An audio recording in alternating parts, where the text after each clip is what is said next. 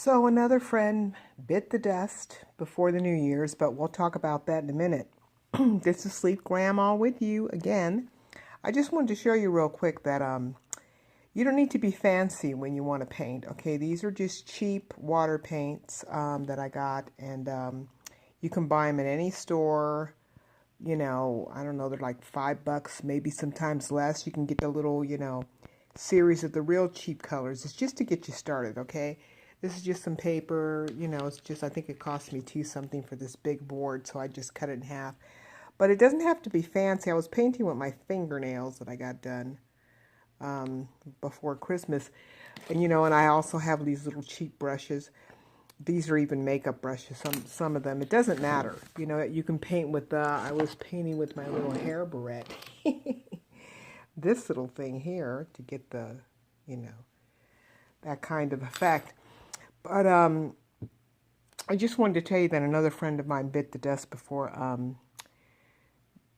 the end of the year because I just wanted to start off my year clean. I'll tell you all about it in a minute. But first, I'd like you to push that like button and please subscribe if you like my videos. I really appreciate it.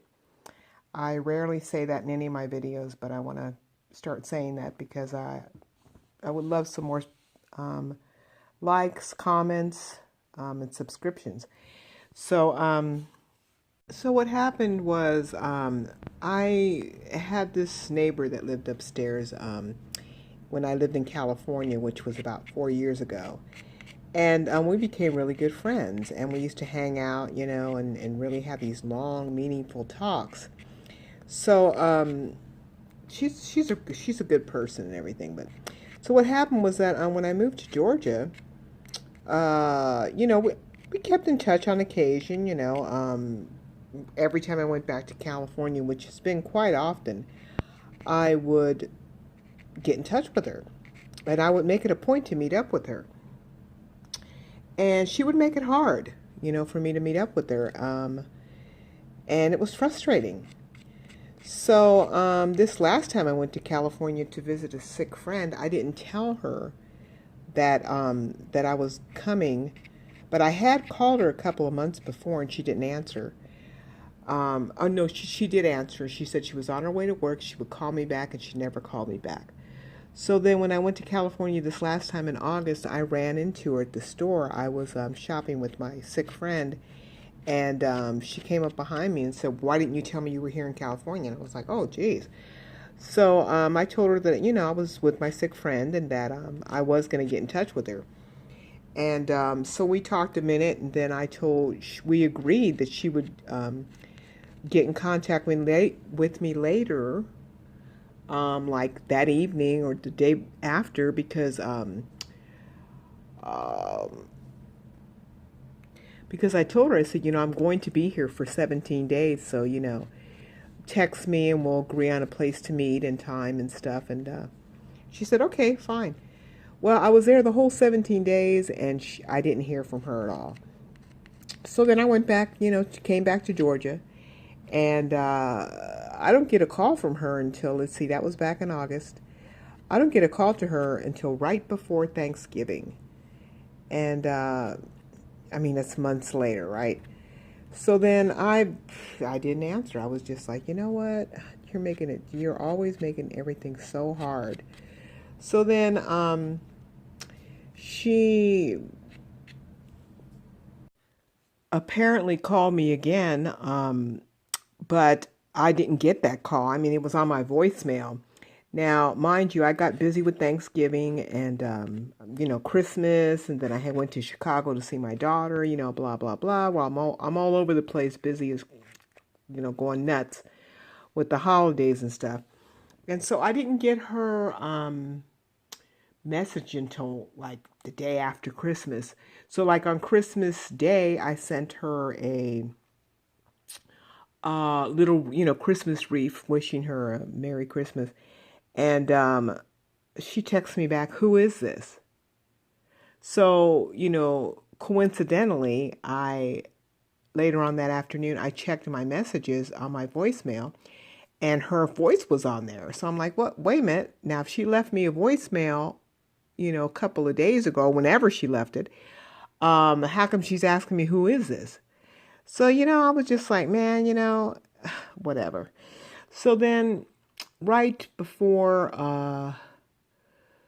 the New Year's, 31st, I was thinking about it and I was thinking, man, I'm just done. So I sent her a message and said, look, I just wanted to let you know that, I ended our friendship because you just make it too hard to stay your friend, man. Basically, I said, the way you jerk people around, it's a form of bullying, and I feel like I've been through enough. I said, you're not the only one that's had problems. Um, I'm going through this and this and that, and my sick friend is not going to make it, and I just, I can't, man. I just can't do this. And so I told her, God bless her, have a great year, and we had a good run, and we're done. That's basically. And I say all that to say that, I'm just cutting the toxic people out of my life. I had also explained to her before that I had a lot of friends in California. I have a lot of really good friends in California. And I was making an effort to see her because she was in the area. I didn't have to drive 30 miles to see her. She was right there in the area where I used to live, where my daughter lives. So, I could see her because I wish I could see a lot of people, but I can't see a lot of people. But since she's in the area, I was going to see her.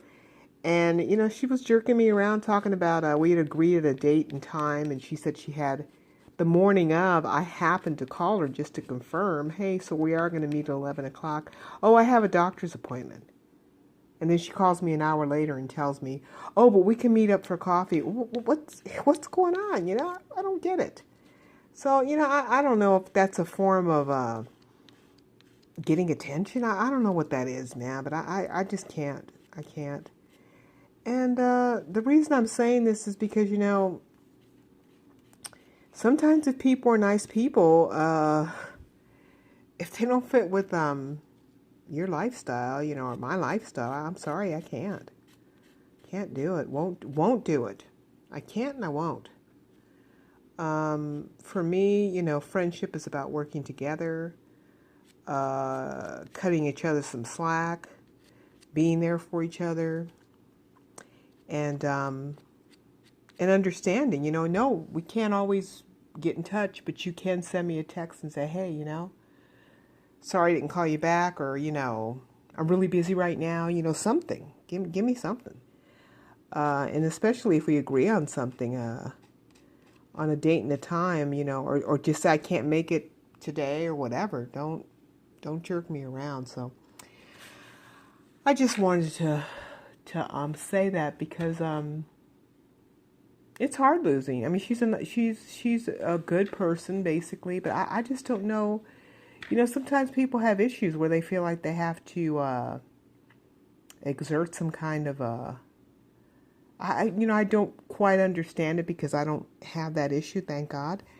But I think some people think that they have to. I don't know what it is. It's like a form of well, I'm going to tell her no, and I'm going to act like I don't know who this is, and you know exactly who's calling. And if you're such a good friend, which I also told her in the text, I said, if I was such a good friend of yours, then you would know my number, or at least know some of my number. So anywho, I'm just saying that to say, a lot of heads have rolled in my life. I don't have time for silliness, and I won't put up with it. And I used to put up with a lot of silliness and get jerked around, but I don't do that anymore. So I'm just making changes in the new year, making more room for the people that will appreciate me, and that's what I'm doing, man. I want to spend the moments of my life with people that appreciate me, not people that are going to act like they need to be on some kind of power trip to make themselves feel better. If you agree to meet somebody, I know someone that every time they were supposed to be at our house at a certain time, and they would show up hours late to make an entrance. I mean, come on. Give me a break. I, it's one of those power things, and I've read about that kind of behavior where people feel like they have to be late to make an entrance. Oh, come on, get over yourself. I try not to deal with them as much as possible. Unfortunately, some of them are family members, so that's very aggravating. But and we have argued about it before, but that particular person, I really don't deal with that person anymore. But I can't, and it's okay not to be able to deal with difficult people. I mean, we have a choice to say, you know what, I don't have to be nasty about it, but I did want this person to know that, you know what, I wish you the best, but yeah, we're good. We're good. So anyway, guys, I just wanted to share that with you. You don't have to put up with passive aggressive bullying behavior. So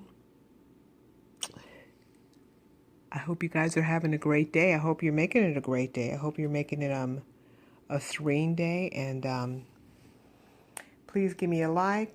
Please subscribe if you like my videos. And much love to you. And be grateful for the little things, because little things build a great life. Much love.